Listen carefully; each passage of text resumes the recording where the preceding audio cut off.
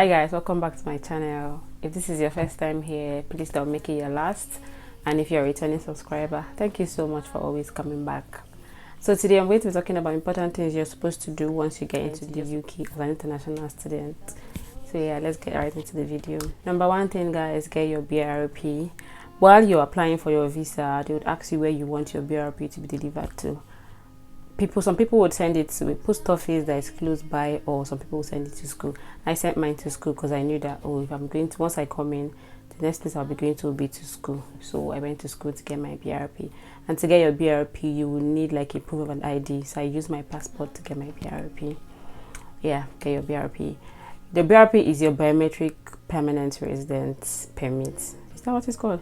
Your BRP is your biometric residence permit. So it's what shows your visa status in the UK. Yeah, number two is to get your school ID. When you have your school ID, it helps you to access a lot of discounts. For example, bus discounts. If you want to enter the bus, they will ask you if you're looking to get the student single or return, they will ask you for your ID. So yeah, get your student ID. And I know in schools, the first week when you come in is like induction. There's a place where you're supposed to go get your ID. Depends on your school. If it's like student central, you go get your ID there. And to get your ID, you still need another ID to get your ID.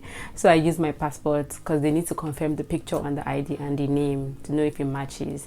So yeah, I use my passport to collect my school ID card. Yeah. After that, the next thing is to open a bank account. Yeah.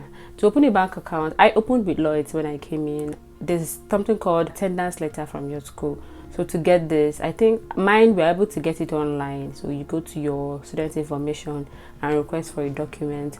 You can request for the student certificate, the certificate of attendance, and also for council tax. Yeah, but open bank will ask you for that. So that was what they asked me for. And with Lloyds, that's all I needed with my BRP. I didn't need to get any other proof of address. But I know if you want to open with other banks like Barclays, they will ask you for your proof of address and all those other things. Lloyds was a lot more easier. And you can also open online bank like Monzo. I didn't open them, but yeah, I opened Lloyds. So yeah, guys, open a bank account. Number four thing is apply for your NI number, your national insurance number. This is the number that your employers will ask you for when you want to get a job. Since the pandemic, but I started work without getting this first, but they would want to see that you've applied. You don't need to have the number already, but yeah, show them the application. My employer asked for the application and just apply. It takes a while for it to come. Mine took 2 weeks, but when you're applying, they'll tell you that, it takes roughly 6 weeks. And to get that, you just go on the government website and check how to apply for your NI number. They'll ask you a few questions, then you answer, and they'll send you back some items. They want some documents they want you to return to them. So you follow the instructions. I think it says to write it down in capital letter, send photocopies.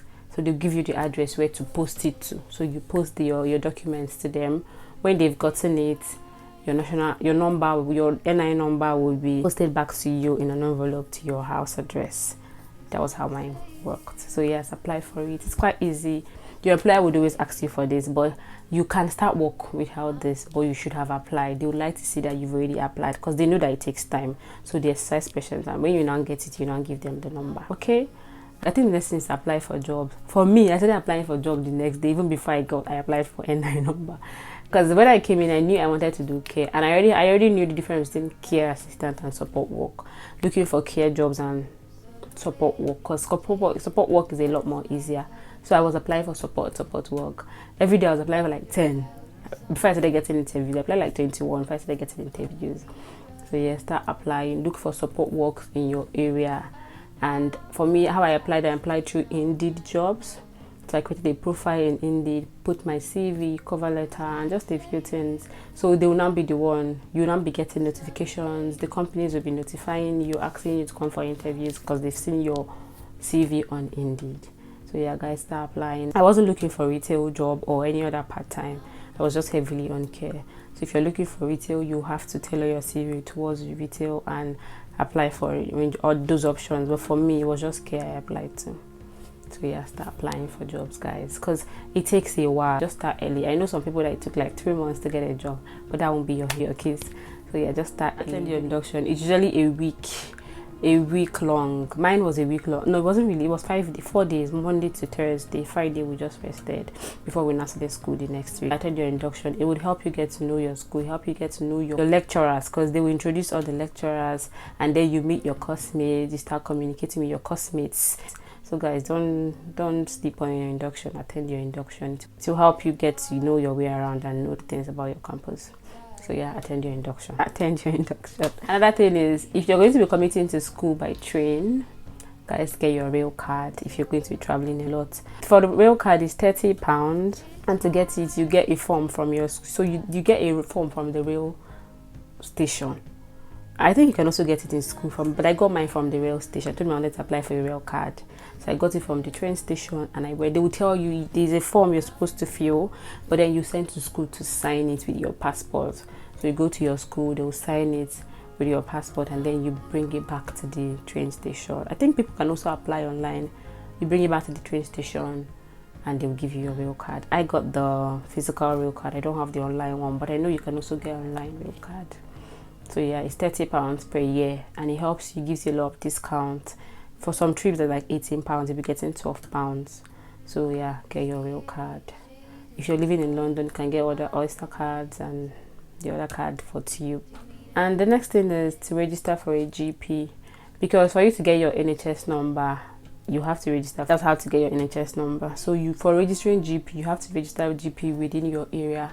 You go to the government website and check how to apply, how to register for a GP in the UK, and then the option will come out where you're supposed to put your postcode, because you're supposed to register somewhere close to your catchment area. You put your postcode and they'll bring out close GPs around the area, and then you pick one. Some of them might not be taking new people at that time, but you see one that'll say, oh, we're taking new people. So you register with them, and some of them you see their number, you can call them and say, oh, you want to register with them, you're a new person, you're just new in the UK, you'd like to register with the GP. They will now send you their form to fill. When they sent me their form, I finished filling and I sent it back, and after 2 weeks I still did not hear from them. 3 weeks, because that was during COVID time. I needed to get vaccinated so I can get a job, and I didn't get my vaccination in Nigeria. I got it here, so I needed my NHS number to be able to get vaccinated. So I didn't know that it had already even come out, my NHS number, but I was just waiting for them to get back to me, because they said they would get back to me. But then a friend said I should try and call them. When I called them, the doctor was like, oh no, this is your GP, this is your consultant, here is your NHS number. So I got my NHS number, and that's how I got vaccinated. So yeah, guys, register with a GP. And yeah, this are very important to do. Once you get into the UK, you can start with this, and then other things will follow through. And if there are other questions you like, just write down in the comment section and I'll answer. So yeah, guys, thank you guys for watching, and I'll see you in my next one. Bye.